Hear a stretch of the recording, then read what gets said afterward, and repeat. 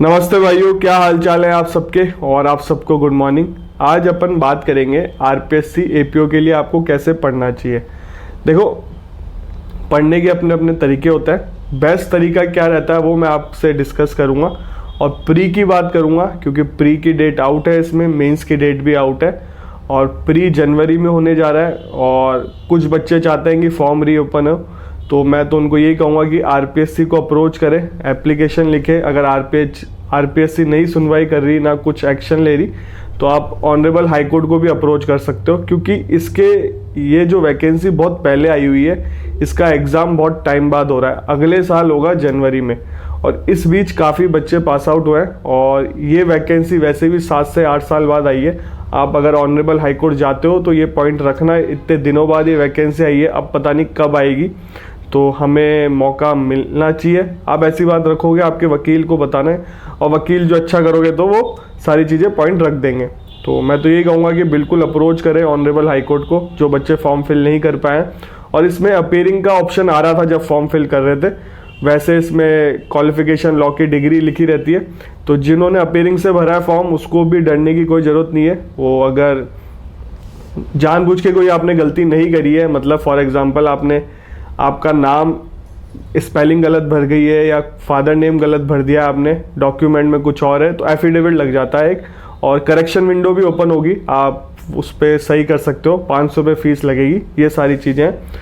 और आरजेएस का रिजल्ट आ चुका है, जो बच्चे पास हुए हैं उन सबको कॉन्ग्रेचुलेशन। इंटरव्यू है, इंटरव्यू का रिजल्ट भी बहुत जल्दी आ जाएगा और इस साल के अंत तक तो ट्रेनिंग भी चालू हो जाएगी जहाँ तक है, और नेक्स्ट वैकेंसी भी आएगी, तो नेक्स्ट वैकेंसी की तैयारी करो जो भी आरजेएस देना चाहता है। अब बात आती है एपीओ के लिए आपको कैसे पढ़ना है।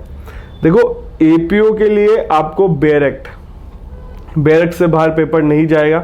मैंने आपको जेएलओ के टाइम पे ही बोला था, आरजेएस के टाइम पे ही बोला था, एपीओ के टाइम भी बोल रहा हूँ। बेयर एक्ट ढंग से पढ़ जाना और बेयर एक्ट को याद करना है आपको, और फिर उसकी एक बार याद हो जाए तो उसकी प्रैक्टिस करनी है। पढ़ने का तरीका सिंपल, जो मैं हर वीडियो में बोलता हूँ बार बार।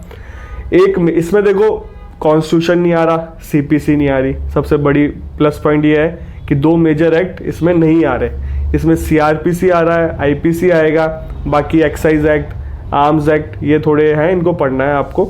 अब आपको सीआरपीसी सबसे पहले उठानी है, सीआरपीसी सबसे लेंथी है इसमें।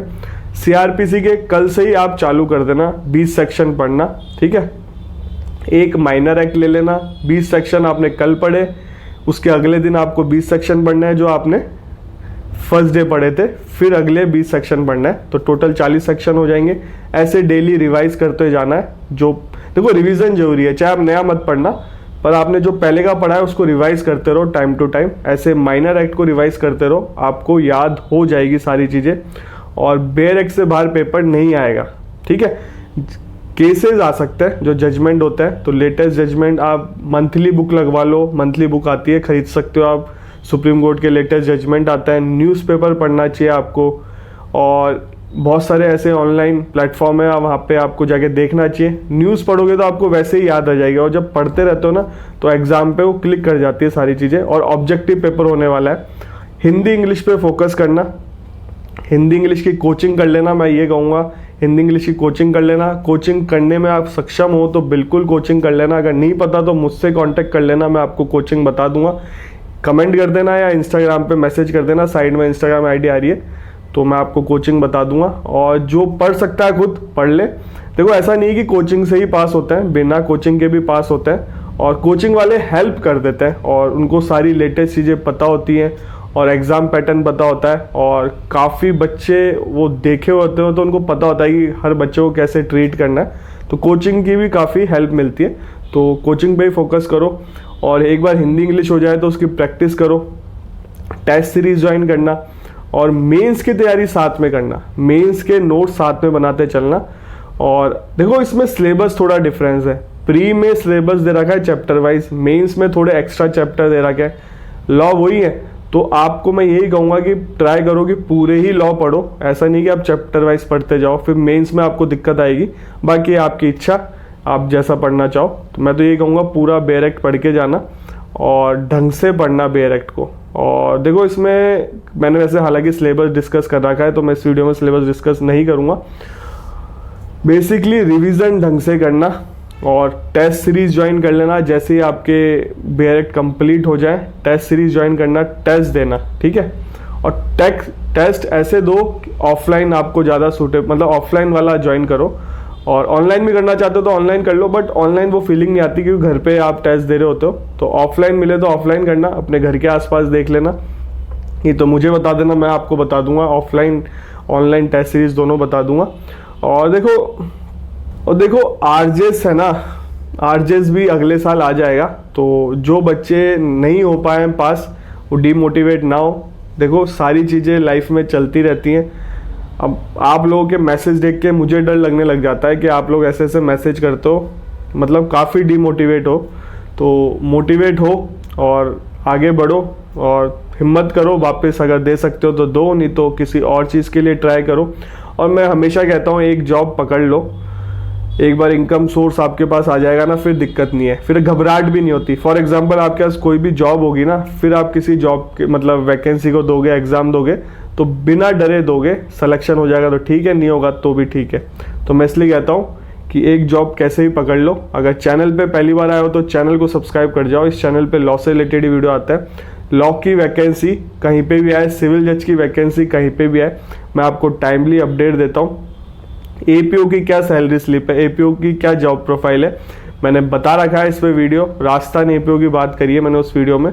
बेसिकली राजस्थान में एपीओ में क्रिमिनल मैटर ही देखने को मिलता है, हरियाणा में सिविल मैटर भी देखने को मिलता है। और एपीओ की ट्रेनिंग नहीं होती, इस चीज़ का ध्यान रखना, मतलब नहीं होती ट्रेनिंग। और ऐसा नहीं कि साल भर ट्रेनिंग चलेगी। और एपीओ इनिशियली मतलब गवाही लिखते हैं और पुलिस रिपोर्टिंग को चेक करना होता है, बहुत सारी चीज़ें हैं। जॉब प्रोफाइल अगर आपको पता नहीं है राजस्थान एपीओ का तो मेरे चैनल पे वीडियो है, आप लोग देख लो जाके। एपीओ की सैलरी क्या है उस पर वीडियो बना रखा है, जेएलओ की सैलरी क्या है उस पर वीडियो बना रखा है, जेएलओ की सैलरी स्लिप पे वीडियो अपलोड किया है मैंने, ऑफिशियल सैलरी स्लिप है। आरजेएस की सैलरी स्लिप पे वीडियो अपलोड किया है, ऑफिशियल सैलरी स्लिप है। डिस्ट्रिक्ट जज की सैलरी स्लिप पे वीडियो की अपलोड किया है, वो भी ऑफिशियल सैलरी स्लिप है। कहीं और वीडियो नहीं मिलेंगे तो चैनल पे जाके देखो और एपीओ की पढ़ाई स्टार्ट कर दो। और दोबारा ऐसा मौका आएगा नहीं, इस बार फ्रेशर भी अप्लाई कर सकता है, मतलब फ्रेशर ने भी फॉर्म फिल किया था तो फ्रेशर भी एग्ज़ाम देने आएंगे। हमारे टाइम पे ये 2 साल का एक्सपीरियंस था तो हम दे नहीं पाए थे, मैं भी पहली बार एपीओ का एग्ज़ाम दूंगा और शायद मेरा ये एपीओ एग्ज़ाम लास्ट हो, इसके बाद मैं कोई कंपटीशन एग्ज़ाम नहीं दूंगा। और इसके बाद हो सकता है एडीजे ज़रूर अप्रोच करूं, मेरा भी ये शायद लास्ट एग्ज़ाम होगा कोई भी सरकारी नौकरी का। मैं भी आगे बढ़ूंगा, इसलिए मैं आपको ये सलाह दे रहा हूँ आप भी आगे बढ़ें। अगर आपकी थोड़ी एज आ गई है 30 के आसपास तो और भी चीज़ें ट्राई करें। बैंकों की नौकरी निकलती है उसको ट्राई करो, प्राइवेट सेक्टर में जा सकते हो उसको ट्राई करो। और मैं आपसे एक नॉर्मल जनरली बात कर रहा हूँ, आपको सुझाव अच्छा लगे तो अपनाना, नहीं तो आप समझदार हो, आप सब वकील हो, आपको जैसा सही लगे वैसा करना। और एपीओ ढंग से जरूर देना। एपीओ का प्लस पॉइंट यही है कि वो एडीजे एग्जाम भी दे सकता है, जेएलओ एडीजे एग्जाम नहीं दे सकता बट एपीओ एडीजे एग्जाम दे सकता है। एक्सपीरियंस काउंट होता है, काफ़ी अच्छी जॉब है और इसमें भी काफ़ी चीज़ें आपको सीखने को मिलती है। बहुत रिस्पेक्टफुल जॉब है और बढ़िया काम है। और कई जगह तो ऑफिस भी मिल जाता है एपीओ को, जयपुर जैसे एरिया में क्राउड ज़्यादा है तो ऑफिस नहीं मिल पाता, कई जगह चैम्बर भी है, मैंने उसका वीडियो भी डाल रखा है शॉर्ट, देख लो आप जाके चैनल पे। आपसे मिलेंगे अगले वीडियो में।